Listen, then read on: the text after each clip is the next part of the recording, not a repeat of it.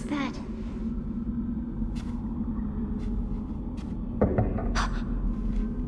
Is someone here?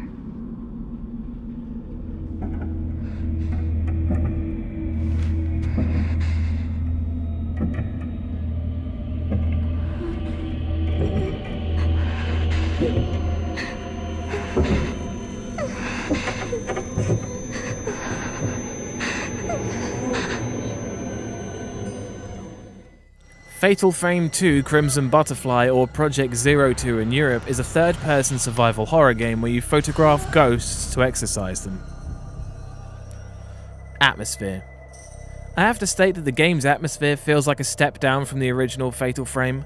I found the two girls made it somehow less lonely and felt less vulnerable. However, even when they were split up, I don't think the game quite recaptures the thick, dread-filled atmosphere of the first game, but it still delivers that eerie, haunting feeling like you're constantly being watched in some sections, but in other sections it almost feels like a bad dream. The indoor environments are all drab and dark, and it's only the torchlight that really lets you see what's going on. The town itself and the surrounding woods are all still and silent, and the old derelict buildings are creepy as hell. The found footage black and white variants of the cutscenes are truly unforgettable too. One thing that I thought ruined the atmosphere at some points were the abundance of angry villager ghosts that I felt didn't do much but slow you down. Still, that's one Harry Mason.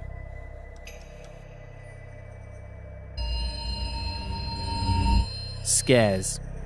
Fatal Frame 2 has a lot more interesting features than the original. My personal favourite is the spirit radio.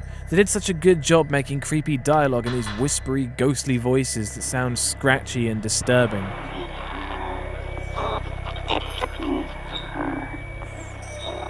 The cutscenes are all masterfully made, sometimes better than actual movies I've seen.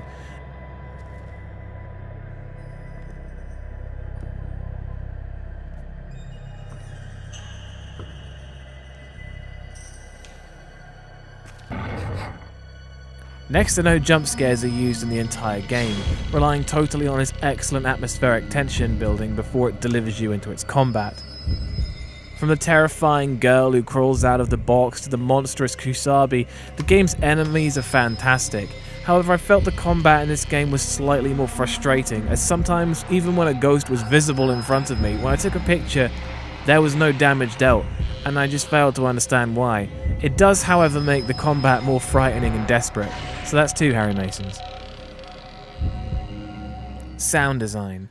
It's very well done. Toned down from the long, nauseating chants from the original, Fatal Frame 2 has a subtle, haunting drone playing throughout most of its exploration gameplay, and when the combat begins you hear heartbeat-like thuds and deep, distorted tones and ghostly whispers. It's all done to intensify the isolation and the menacing nature of the spirits. The sound effects are great too. The use of reverb is fantastic. Everything sounds big and makes you feel small. It's very immersive. That's three Harry Masons.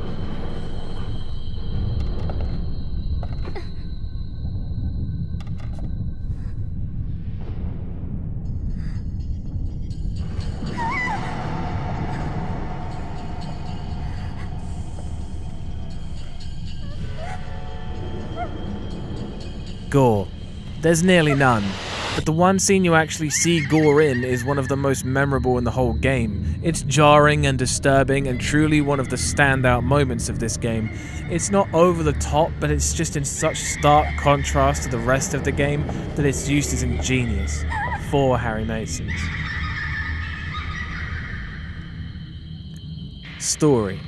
Unlike the first game, Fatal Frame's 2 story was easier to grasp with the flashbacks, spirit radio, documents, and the amazing cutscenes. It's a dark tale of sacrifice and rituals gone wrong, forever trapping the town in a loop.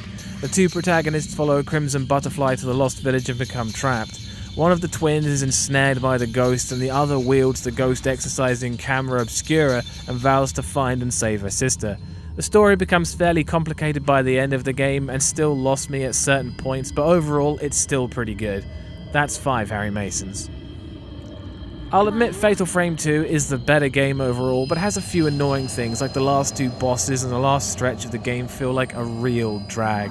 It did a lot of things well, but it's still not my favourite Fatal Frame game so far. Again, I'd like to remind you this whole thing is down to my opinion in horror games, and if you don't share this opinion, then that's cool. I get it. I'd like to point out that whilst I may have lost my cool a few times here and there, I did not scream like a banshee or run away from the computer, and I advise you don't either. There will be more horror reviews in the pipeline, and thanks for watching. And always go check out Bumps in the Middle of the Night. Peace.